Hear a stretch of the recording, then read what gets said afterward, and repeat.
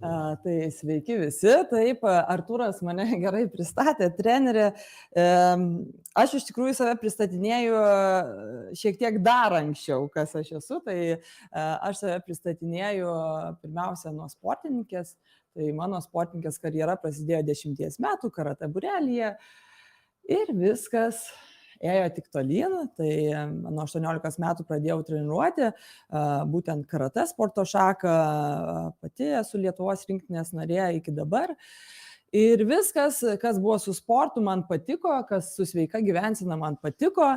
Tai pirmos studijos toks sutapimas, labai džiaugiausi, kai parašė Artūras adresą. Tai mano pirmos studijos čia buvo, kai mano dėstytojai čia vietoj manęs stovėjo, dėstė. Tai va dabar daugiau negu 10 metų praėjo ir aš čia stoviu. Tai sveikatos priežiūros fakultetas, Vilniaus kolegijos ir ergoterapijos studijos, vėliau tęsiasi taikomosios kūno kultūros magistras, mitybos specialybė ir viskas, kas yra su sveika gyvensena, būtent fizinis aktyvumas ir mityba. Tai mane labai domina, man labai įdomu, aš to domiuosi ir šiuo metu tai yra mano ta labiausiai tas rytis, kurią aš labiausiai besidomiu ir nagrinėju ir kiekvieną dieną susidariu, tai būtent svorio mažinimo programos, tiek fizinio aktyvumų, tiek mityba. Ir šiandien mano tokia tema antsvorio mažinimo strategija, jų yra daug. Čia galima plėstis ir plėstis, bet mes vis laik turėtumėm pradėti nuo savo gyvensenos pokyčių. Tai reiškia nuo gyvensenos. Tai iš tikrųjų lengviausia yra pakeisti, nors atrodo, kad tai yra sudėtinga, kad tai yra tas toks didelis žingsnis, kurį reikia pradžioj žengti. Bet viskas prasideda nuo čia. Be abejo, yra ir chirurginiai būdai ir taip toliau, bet tai jau paskui eina tada, kai mes išbandom tą pirmąjį žingsnį.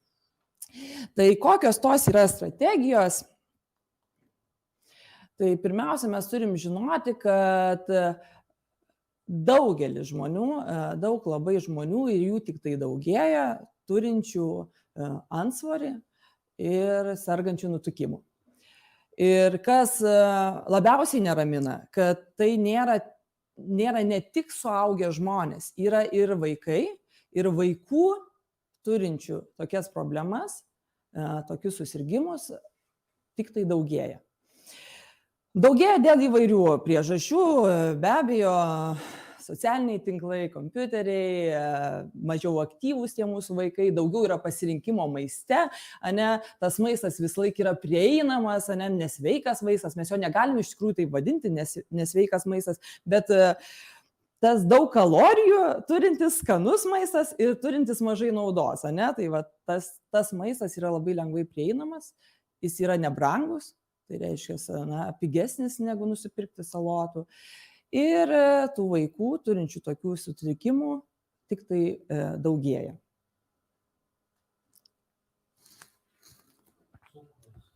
Cukrus, teisingai. Tai nuo ko mes pradedam, Yra labai neteisinga sakyti, kad mes pradedam nuo to, kad mes vaikus ugdome, mes vaikus mokiname. Jūs eikit į lauką, jūs tą darykite, eikit į būrelius, sportuokit, valgykit obuolius, bet ne nuo jų reikia pradėti. Mes turim pirmiausia pagalvoti apie save, nes mes esam tas autoritetas, tai reiškia mamos, tėčiai, mokytojai, treneriai, gydytojai, tai yra tie suaugę žmonės, į kuriuos vaikai lygiuojasi. Ir pasakyti yra viena, parodyti savo pavyzdžių yra kita. Tai va dėl to mes ir kalbame su suaugusiais žmonėmis, kad mes darytume taip ir tada vaikai, jiem net nereiks sakyti, jie kopijuos ir darys lygiai taip pat. Tai pirmas žingsnis, tai yra suaugusių švietimas ir viskas prasideda nuo to pirmo dalyko, nuo žinių. Tai labai džiaugiuosi, kad jūsų čia taip gausiai susirinko, tikiuosi ir už ekrano mūsų yra gausiai. Tai yra pirmas žingsnis yra žinios, tada eina praktika, turim praktikuoti tuos įgūdžius išmoktus, o tada atsiranda įgūdis. Tai įgūdžiui reikia tikrai daugiau laiko, kad atsirastų jis, kad susiformuotų ir mums būtų lengviau. Nes žinios, praktika nėra lengva, nes turime keisti savo įpročius.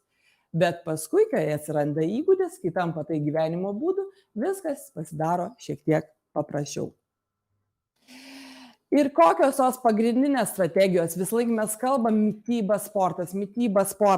Tai kiek ta mityba ir kiek tas sportas lemia, ne?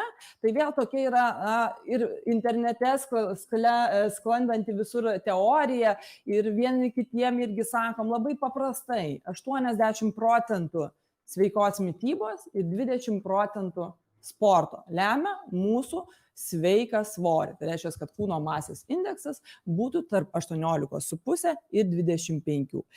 Tai vad galite,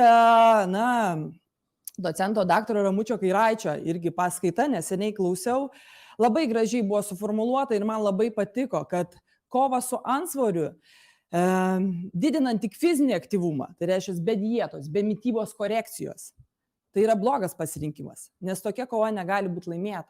Ne? Nes reikia labai daug sportuoti, nes sporte mes išdeginsim kažkiek kalorijų, bet kalorijas mes turėtume mažinti šiek tiek daugiau su mityba.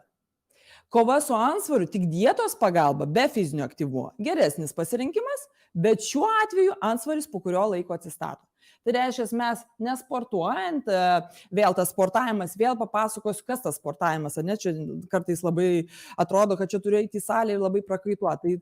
Tai ne, čia kalbam daugiau apie fizinį aktyvumą, tą terminą yra lengviau vartoti. Tai vat, mes galim susitvarkyti savo mitybą, pasiekti gali ir norimą rezultatą, sveiką svorio rezultatą, bet yra didelė tikimybė, kad po kažkurio laiko jisai grįž, atsistatys mūsų antsvoris, ne, ir vėl mes pradėsime nuo pradžių ir dažniausiai, kai jis atsistato, būna šiek tiek daugiau negu prieš tai ir vėl mes lipame žemyn, vėl mes šokame į viršų, vėl lipame žemyn ir tokie kalneliai ir su kiekvienu pašokimu į viršų dažniausiai svoris būna didesnis negu prieš tai.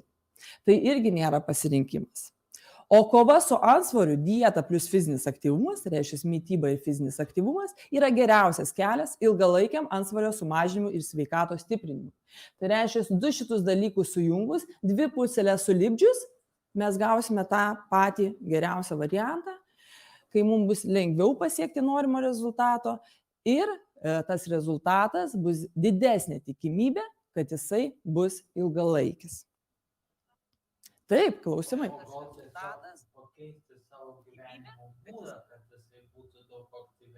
Taip, tai mes apie tai ir kalbėsim. Taip, tai reiškia, mes turim koreguoti savo gyvenimo būdą. Apie ką ir kalbam, fizinis aktyvumas ir dieta. Dieta vėl toks yra terminas, kurio mes bijom, įsivaizduojam, kad dieta tai yra kažkokia grikių dieta ar dar kokia ar keto dieta. Dieta iš tikrųjų terminas reiškia jūsų mitybos režimą. Tai jis stereotipiškai atrodo, kad tai yra prastas terminas, nes jis toksai jau nuvalkiotas ir atrodo, ta dieta, tai jau čia laikaisi dietos. Ne, dieta iš tikrųjų reiškia jūsų mitybos režimą ir tas mitybos režimas, jeigu jis yra sveikas, svoris irgi tada tampa irgi sveikas. Tai pradėkim nuo fizinio aktyvumo.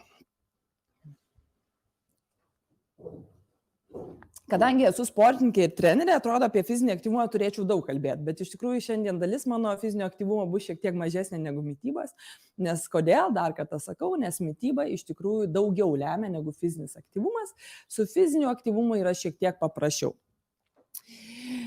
Tai kokios tos normos fizinio aktyvumo ir koks tas fizinis aktyvumas turėtų būti? Tai norma yra nuo 18 iki 65 metų žmonėm bent 150-300 minučių per savaitę vidutinio fizinio aktyvumo. Tuo mes pakalbėsim, kas tai yra fizinis aktyvumas.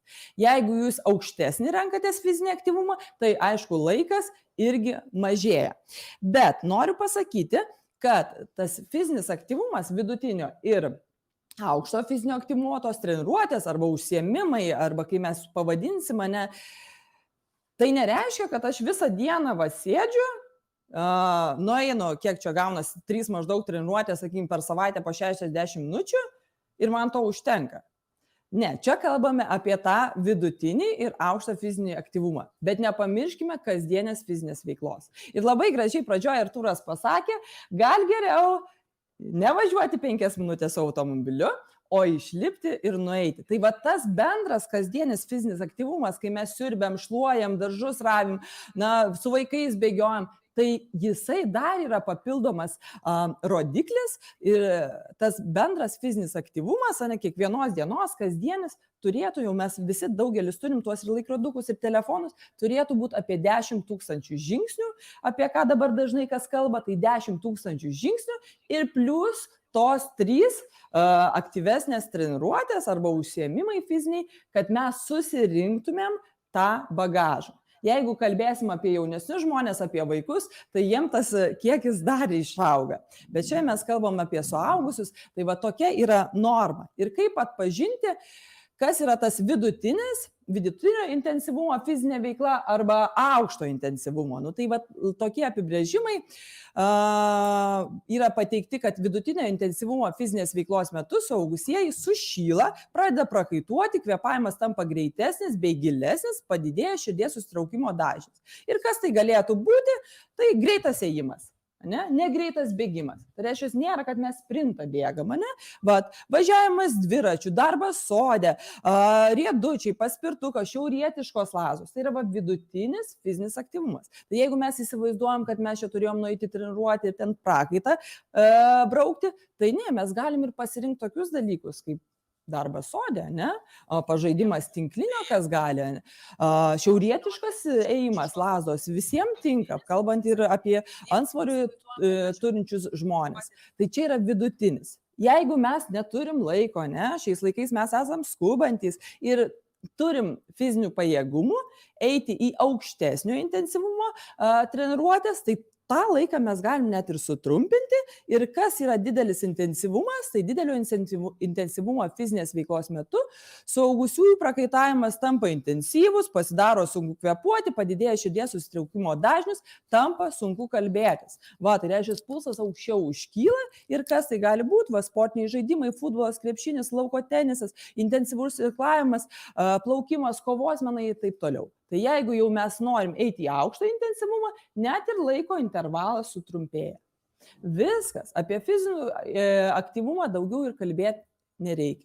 Mes turim tiesiog rinktis tas minutės, rinktis tas valandas ir rodyti pavyzdį savo vaikams.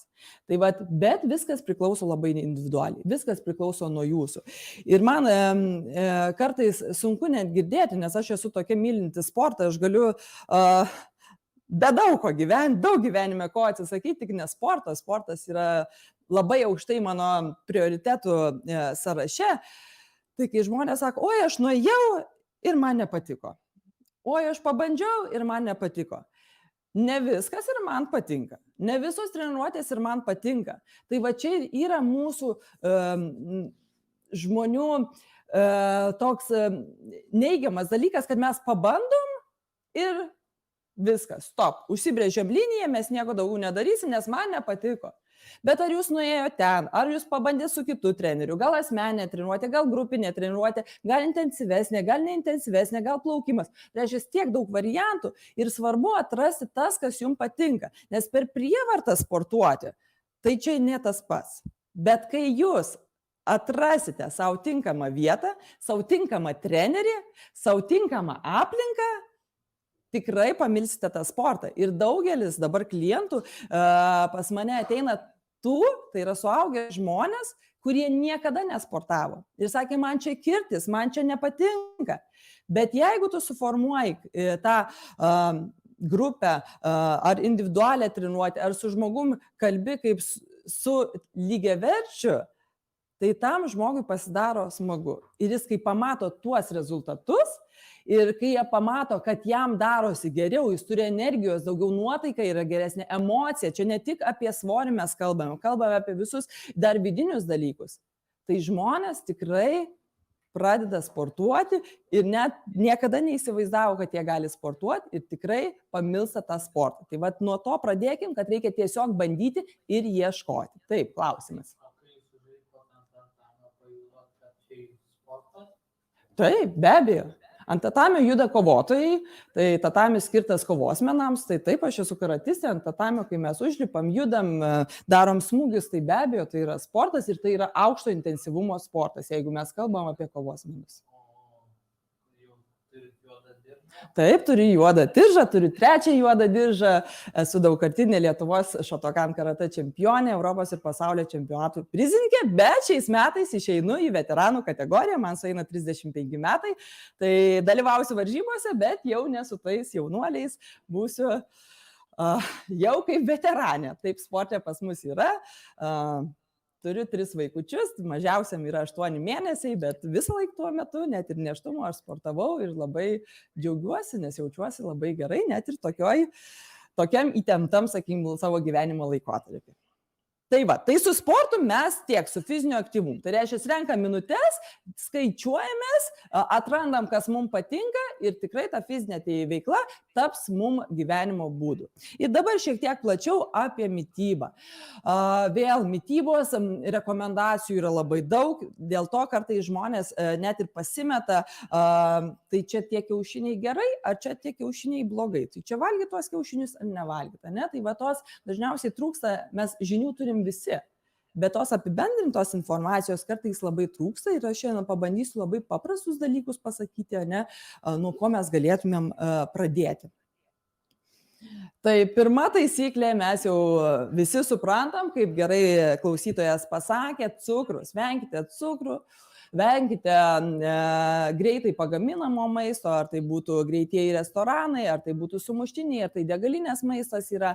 Venkite visų saldžių gaminių, tokių kaip bandelės, saldainiai, gazuoti saldūs gėrimai. Venkite perdirbto maisto, kas tai yra dešra, mėsos gaminiai, ne, tai reiškia viskas, kas yra perdirbta. Tai šita taisyklė visiems aišku, čia nėra daug ką pasakot, tiesiog reikia mažinti.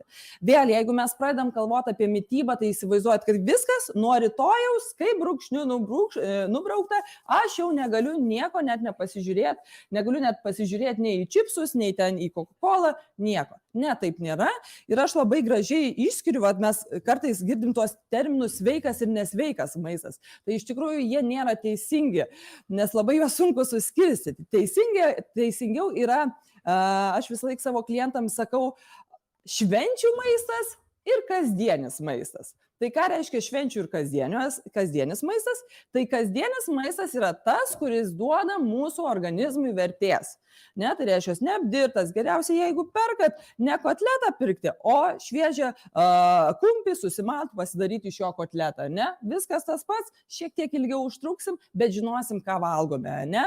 Tai vat, tas maistas varškė, geriau varškę pirkti be priedo, ne? Negu su skoniais ir jau padaryta. Ne? Tai reiškia, imam kuo paprastesnį maistą, iš jo bandom pasigaminti, jeigu išeina, jei ne, tikrai varškė su cinamonu labai yra skanu, bet kuo labiau pamažinti tų tokių nereikalingų, ką mes jau žinom, kas tas yra švenčių maistas, kuris teikia mums ne naudą, o malonumą. Tai kas tai yra? Ar tortą galim suvalgyti? Taip, jeigu tai yra gimtadienis. Ar kebabą galim suvalgyti? Taip, jeigu jūs ten kažką švenčiat ir čia jums labai labai yra skanu, bet tai yra retkarčiais. Retkarčiais jūs tikrai galite tą suvalgyti, nereikia visko atsisakyti, nes jeigu jūs atsisakysit visko, to, ką jūs labiausiai mėgsta, kas jums yra labai skanu, jūs ilgai neišbūsite savo tą mitybos režimą. Tai pamažinam po truputį. Šiandien, pavyzdžiui, atsisakysiu to ir to. Šiandien nevalgysiu saldumynų.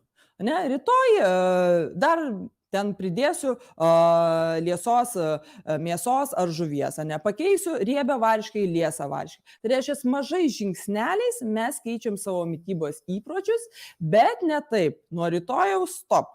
Nes kai būna nuo rytojaus stop, tai būna nuo poryt vėl grįžtu į seną režimą. Tai reiškia, mažais žingsneliais mažinam tų nereikalingų produktų. Antra taisyklė – įvairus maistas, ne? Tai čia dažnai mes susiduriam su tais dalykais, kai žmonės pasiduoda interneto pagundom, aišku, ir nusiperka mitybos planus. Tai aš taip sakau, tai jeigu jūs pirksit mitybos planus kas savaitę, ir jums bus vis nauji produktai, tai valio, tai viskas gali ir gerai. Bet kai žmonės nusiperka mitybos planą, kur parašyta, čia tą dieną valgyk tą dieną valgyk tą, ir paskui pusę metų bando tos vienos savaitinio plano laikytis, tai nėra geras pasirinkimas, nes nei vienas produktas neturi visos mums reikalingos pilnavertės maistinės vertės. Dėl to reikia įvairovės. Kalbam apie daržovės, kuo įvairesnės daržovės, kuo daugiau spalvų tose daržovėse, nes kiekviena daržovė mums duoda skirtingų vitaminų, ne? Lygiai taip pat mėsa, jeigu kalbam, stengiamės keisti mėsą. Žuvis, ne, įtraukiam žuvį, atrandam ankštinės daržovės, ne, pupelės, lęšiai, ankštinės pupelės. Tai reiškia, mums užduotis ieškoti įvairovės ir neužsiciklinti ant vieno produkto. Keiskit, ieškokit. Šiandien neskanu, rytoj pabandysit, gal bus skanu, ne? Bandykit, ieškokit ir ta įvairovė jūsų organizmui tikrai suteiks daugiau vertės, nes jūs gausite daugiau maistinių medžiagų, kurios yra mūsų organizmui kuras, ne? Juk į save dedame tik tai kokybišką kurą. Tai vat ieškokite to įvairaus kokybiško kuro. Mitybos režimas. Va čia pakalbėsim apie mitybos režimą, apie jį, kurį mes jau turėtumėm pasiplanuoti. Ką tai reiškia? Tai mitybos režimas, na, mes jau irgi esam girdėję dažniausiai, bet irgi pasikartosiu, yra 3 pagrindiniai valgymai, tai ką mes turim: pusryčius, pietus ir vakarienę. Ir tarp tų dviejų, tarp pusryčių ir pietų turėtų būti užkandis ir tarp pietų ir vakarienės irgi turėtų būti užkandis. Bet nemaišykime užkandžio su užkandžiavimu. Užkandis tai yra suplanuotas, kad aš 4 valandą iki vakarienės dar liks man kelios valandos, aš suvalgysiu natūralaus jogurto su šilauogėm, ne? Natūralaus jogurto braškės dabar, ne? Tai aš jį susiplanavau, tai yra užkandis. Jeigu aš jau mačiau darbe, guli sausainių lėkštutė, paėmiau suvalgiau, nuėjau į kitą pusę, paėmiau suvalgiau. Tai jau nėra užkandis, tai yra užkandžiavimas. Tai reiškia, nesuplanuotas, jūs net kartais jo net neskaičiuojate, bet reikia skaičiuoti kiekvieną kąsnį, ką jūs imate. Tai va, tai atsikeliam ryte, pusryčiai, mūsų visa diena prasideda nuo pusryčių. Tada dėliojamės valgymus maždaug kas 3 valandas. Tai yra idealu. Bet taip, sakysite, aš čia dirbu, čia negaliu, nespėju. Pradėkime, pabandykime, gal tikrai jums pavyks. Tarpas idealu bus, kad maždaug yra kas 3 valandos valgome. Bet jei nepavyksta, tas tarpas gali varijuoti nuo 2 iki 4 valandų. Ne, tai reiškia, na, šį kartą po 2 suvalgiau, kitą kartą po 4, viskas yra gerai, mūsų gyvenimas yra aktyvus. Bet jeigu mes jau savo suplanavome rytojaus dieną, kas yra labai labai svarbu, planuoti dieną, ne? Nes jeigu nesuplanuosite, tikrai šaldytuvas tuščias, ten pridėta to, ko nereikia ir labai noriu valgyti, čia labai skubu, tikrai valgysit ne tą, kas mums teiktų naudos mūsų organizmui. Tai rytoj susiplanuoju ir stengiuosi to grafiko laikytis. Tai vėl 5 valgymai, 3 didieji, 2 mažesnieji tarp jų. Pusryčiai. Irgi tikrai dabar daug yra mokslinių tyrimų, kurie sako, kad pusryčių nevalgymas yra viena iš antsvorio priežasčių. Tai kas tie pusryčiai? Irgi kai aš paklausiu, ar jūs valgote pusryčius savo klientų, sako, taip, aš valgau. Tai sakau, kelintą jūs atsikėlėt? 7. O kada buvo pusryčiai? 11. Tai ne, čia jau ne pusryčiai. Jūs, reiškia, praleidot pusryčius ir dabar jau valgote užkandį arba pietus, ne, kaip ten pagal valandas. Tai pusryčiai idealu, kad jie atsitinka per 1 valandą atsikėlimo. Mes atsikeliam, pirmiausia, mes, aišku, praradę esam skysčius, tai išgeriam vandens ir tada jau, kai mes čia dantis įsivalėm, kažką pasidarėm, mūsų organizmas šiek tiek guvus, valgome. Tai reiškia, tai yra mūsų pusryčiai. Nes tai yra mūsų patarlė. Kaip pasiklosi, taip išsimiegos. Ją galima tikrai pritaikyti ir mūsų mitybai. Jeigu jūs ryte pavalgėt torto, arba visai nepavalgėt, reiškia, visą dieną jūsų kraujyje cukraus šuoliai bus va tokiom bangom ir mes vis laik norėsim to torto arba, na, visokių tokių, nu, tikrai ne obuolio.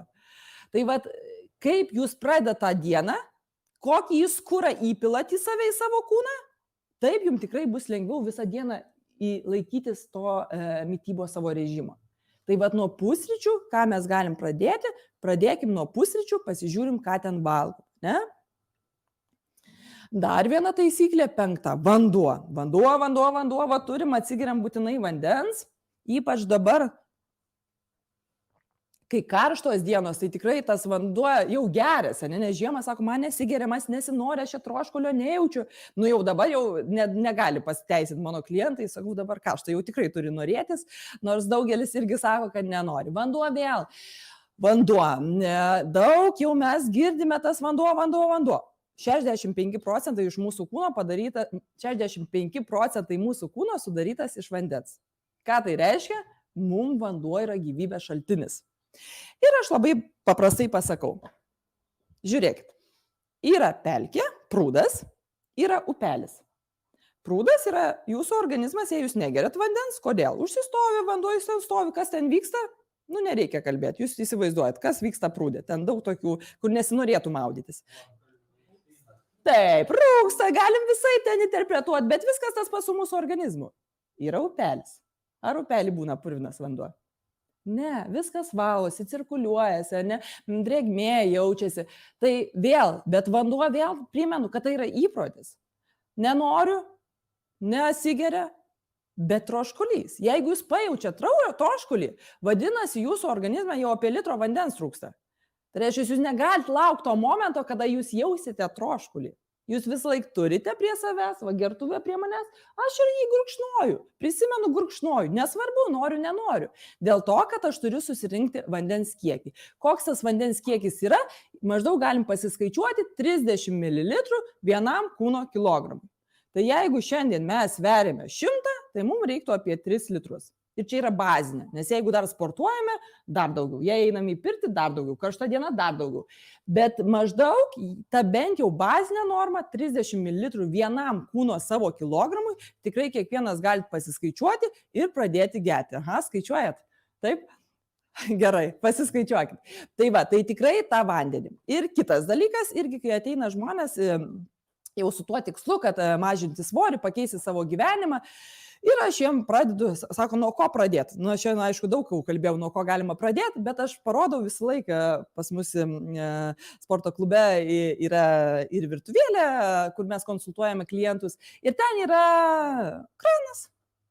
Pašilaičiuose esam, tai tikrai geras vanduo iš krano ir sakau, žiūrėkit, čia yra kranas ir jeigu jūs norite pokyčių, bet negalite išgerti vandens normos, kuris bėga iš krano, kuris sąlyginai nieko nekainuoja, ne? Kainuoja kažkiek, bet ne tiek daug kaip kiti dalykai, ne? Ir jeigu jūs man neišgersite tų 3 litrų, tai mes apie jokius pokyčius negalim kalbėti. Tai reiškia, tas vanduo, kiekvienas iš mūsų tą pokytį gali padaryti. Tai bet pradėkit nuo tų paprastų dalykų. Vanduo. Ir aišku, pagalvojom, kas mes norim būti. Visi norim upeliu būti. 6, prieš paskutinis jau.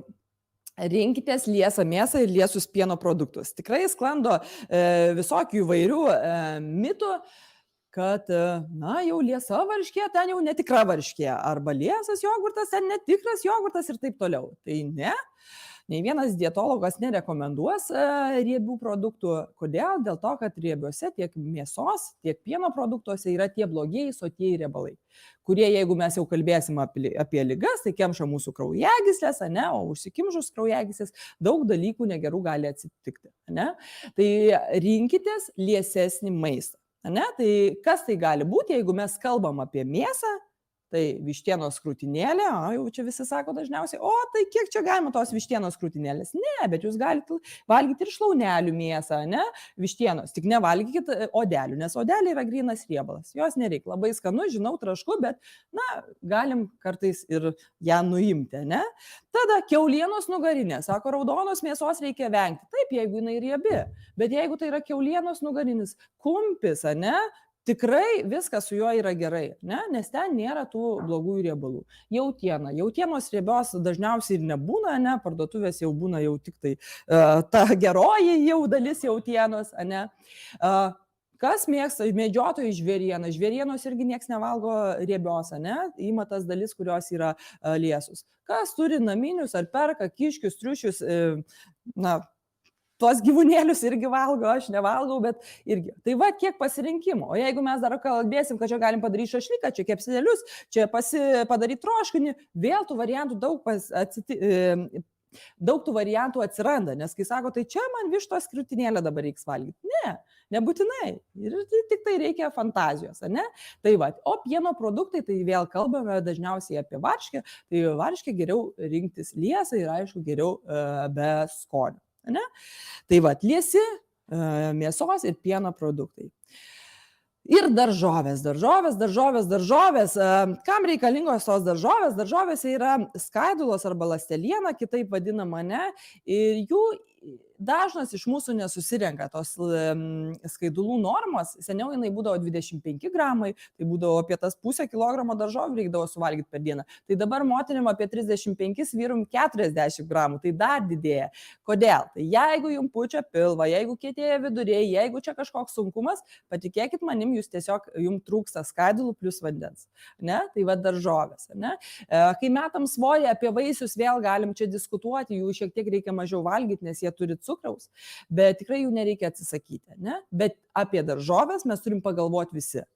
Kuo daugiau, kuo įvairesnių, dar kartą primenu spalvas, atkreipkite dėmesio į spalvą, sezoniškumą, ne? Žiemą sako, nėra daržovių, pomidoro nenusipirksi. Taip, bet kodėl mes pamirštam raugintus kopūstus? Kodėl mes pamirštam raugintus agurkus? Rauginti produktai yra numeris 1, ne? Tai yra gerosios bakterijos.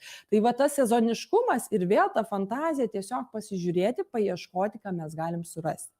Nes daržovės ir tos skaidulos jos padeda virškinimui ir ką mes suvalgom, padeda lengviau nuslinkti ten žemyn. Ne?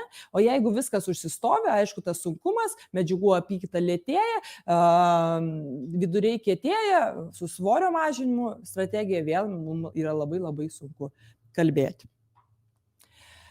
Ir pabaigai, tai dar kartą noriu priminti, kad mūsų yra užduotis ieškoti. Nepabandęs nesužinosi ir nebijokit suklysti. Nėra vieno teisingo mitybos būdo. Ne? Kažkas mėgsta avokadus, kažkas mėgsta žuvį, kažkas mėgsta mėsą, kažkas jogurtą mėgsta. Nėra. Ir neikit pas tokį žmogų, kuris jums pasakys taip, o ne kitaip. Mes esam visi individualūs. Mes esam visi skirtingi. Ir reikia pirmiausia atrasti tą tiek sportą, tiek mitybos režimą, kuris jums tinka. Ne jūs prie mitybos režimo turi taikyti, o rasi tas, kuris prie jūsų gyvenimo būdo tinka. Nes kas vairuoja netolimųjų reisų vairuotojai, kas slaugės dirba naktiniam pabainom, tu negali to pačio pritaikyti ir šitam žmogui. Tai va tai per bandymus, per suklydimus nepavyko, vėl atsistojam, vėl bandom, nes atkritis, va tas, kai dariau, viskas pavyko, bet dabar jau leidžiu rankas, tai yra normalus dalykas, tai yra natūralus. Ir daugelis žmonių tą patiria. Tai jeigu atkritau, paliūdžiu šiek tiek, vėl atsikeliu ir vėl einu. Ir be abejo, ko aš čia nepasakiau, bet ko aš jau negaliu pakeisti, ne klientams aš irgi sakau, tai kuo mažiau streso, kuo daugiau miego ir kuo daugiau poilsio. Tai šitie dalykai irgi stresas, mažai miego valandų, ne, ir liūdesys, tai jie nepadeda kovoti su antsvoriu, jie yra antsvorio draugai. Tai va, tai keičiam ne tik mitybą ir fizinį aktyvumą, bet ieškom ir gerų emocijų, daugiau laiko savo, daugiau laiko naujovėm žiniom, ką jūs šiandien atėjote nesužinoti. Tai ir aš tikiuosi, kažkiek padėjau tų krislelių į jūsų žinių skrynelę. Tai labai ačiū uždėmesį. Jeigu norėtumėt susipažinti artimiau, tai vis laik laukiu tiek Facebook'e, jūs galite mane pagal pavardę ir vardą susirasti, susidraugauti, ateiti į konsultaciją, ateiti pabandyti sportuoti. Tai labai ačiū uždėmesį ir lauksiu kitų susitikimų. Tai Jurgita Januškaitė Žilinskienė. Aš jau išsiunčiau Jurgitą draugauti, noriu su jumis. Oi, labai. Ir žinot kodėl? Aš visada galvoju, kad taip, nežinau to eiliškumo, bet karate yra baltas diržas, tada rudas, tada geltonas, oranžinis, žalias ir jau paskutinis juodas. Mėlynas, rudas ir juodas, netoli buvo. Ir tu tuos visus susirinkė, eini iki pačio juodo. Ar teisingai aš išgirdau, kad juodus jūs turite 3? Taip, jų iš viso 10 yra pagal Šatokan standartus. Tai ta prasme, pasiekimas nėra tik tai turėti vieną juodą diržą, reikia daugiau turėti, ne? Iš tikrųjų, taip, tai yra tiesa. Mes turime tuos Q diržus, tai yra mokinio diržo laipsniai, jie yra spalvoti ir turim juodų diržų laipsnius, jų laipsnių irgi jie vadinasi Dan. Ir nėra paslaptis, iš tikrųjų, sekmadienį vyko egzaminai ir mano vienas mokinys išlaikė juodą diržą. Esu labai laiminga, tai Vitalijau linkėjimai, jeigu žiūrėsi, bet su juodu diržu mes visi siekime to juodo diržo, nes jau tampi meistrų, mokytojų ir gali kitus mokinti. Bet su juodu diržu tu supranti, kad nieko dar nemoki. Ir tavo kelias tik tai atsiveria.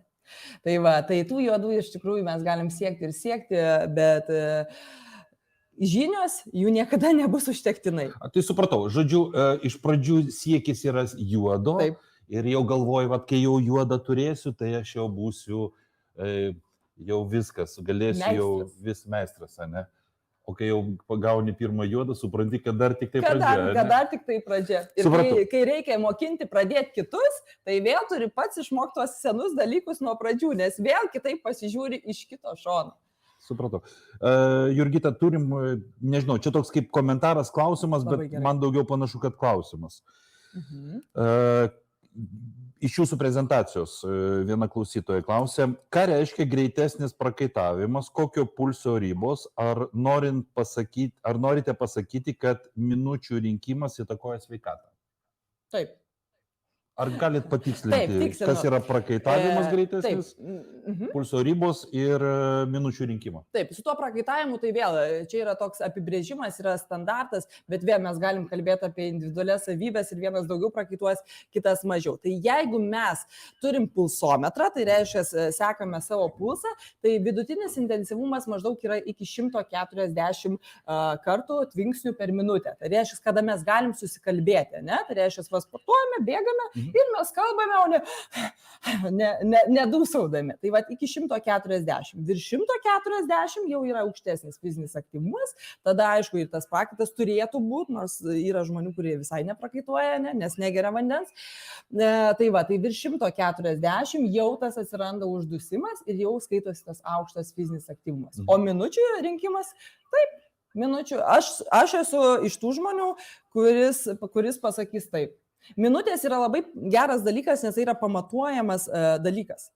Vat kalbėti, ne, tai čia aš sportavau, nu tai gerai, kaip ir su litrais, ne vandens. Tai kiek gerite vandens? Daug geriu. Nu gerai, papasakok, kas yra daug. Ir vienas man pasako, kad jis išgėrė 3 stiklinės ir čia yra daug. O kitas sako, o aš 3 litrus skaičiavau, išgėriau. Tai tos minutės irgi lygiai taip pat, treniruotės minutės labai yra svarbu. Ne? Širdies tvinkstai per minutę labai yra svarbu, ne? Kada jūs valgote, režimas irgi yra svarbu. Tai tos minutės be abejo tai yra svarbu, bet kaip aišku jūs susižiūrėsit, kaip pasidėliosit ir viskas priklauso nuo jūsų. Man yra daug aiškiau, kai yra minutės. Tai praktiškai tai galima naudoti kaip atskaitos tašką.